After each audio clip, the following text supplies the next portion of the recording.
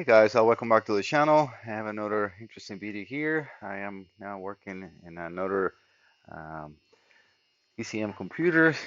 This is for Dean Goodall, Arizona. He sent this computer, and his concern is it says it will not idle until it warms up after holding throttle at 2000 RPMs. Reading his email, give me just 1 second. There's another computer that I gotta work on. Yeah, he said, looking at a Volvo 5.7, the IAC is not working when cold. All right, so I am focusing on the IAC. Right now, I got, as you can see here, sorry for the glare, the oscilloscope connected to the IAC control wires. I can play in here more with the TPS and other with different RPMs, because if I make the throttle position, I can change the throttle position in there to a normal around 2000 RPMs. The IAC will stabilize, and we can see the reaction on that noise light. That's specifically for this type of IAC. It will not move it that much until it finds his sweet spots, right? That we can see that changes in there.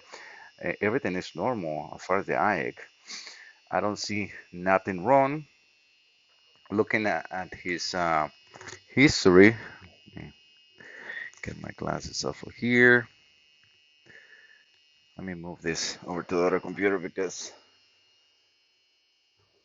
I don't have PDF reader on that one, but I have on this one. All right, so his computer had 312 hours. As you can see, this is a MFE3. Um, the fault that we have in history, again, not in here, is coolant sensor voltage high. That's definitely not gonna let the computer adjust itself good. This is a main input.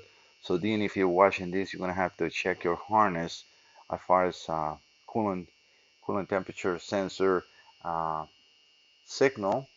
That is what I can see here. This is off, so I'm checking also the fiber reference. The fiber reference in the computer is perfect. We can see normal IAC, and I can change the temperature as well. Let me just get right here. So right there. Actually, I always forget that I can do this in here. So what we can see is I can, let's see, it's the sunglass. So I can zoom into this one. Now we'll make, let me do that here so we can move that in here. So let's put the eye position in the throttle. And move this here, throttle position. And now we can see those values a lot better. I don't have to be zooming in. So we will have the coolant temperature, the throttle position sensor, and the IAC position. We can have injector poles if you want. You can have as many of this as you want. Let me see what else we can see. We got IAC position, coolant temperature, RPMs will be also important to see, right? So let's put the RPMs under the throttle position. I got the base IAC, that's not what I need. This is the one I need, is IAC position. So we can see that that is at 58% or 58 steps. All right, now we can see that. And we can see, it's pulse width modulated in the signal, very small, not too much. If I change the temperature, okay, let me focus on the left. Remember, temperature is here. I can change the temperature, put it to overheat, put it to cold, and it will, react accordingly. So I usually use around 160 degrees for my testing. It's around there. We can leave that in there. But yeah, the throttle and the IAC are always at hand. If I keep playing with the temperature, sorry. So if I move the throttle low, you see how the IAC position changes, and we can see those immediately changes in here. We can see also the noise light reacting because the computer doesn't like, we got 2000 RPMs and only 1% throttle. That cannot be possible, right? So if I move this to like a normal range, the IAC position change. The injection millisecond is based more into map sensor. So if I change the map, we can see the injection change it. I usually keep those around 12.5 inches of mercury idle. And again, for my changes, all I'm looking for is reaction, make sure everything is working good, and everything it is. So as you can see, I got two channels running into the IAC, and IAC is also showing me, or is shown on that noise light, which is specifically for this. So I don't see anything wrong with your computer, Dean. Looks like the problem you have is in the boat, but again, this is for your records and my records. I can bring the RPM down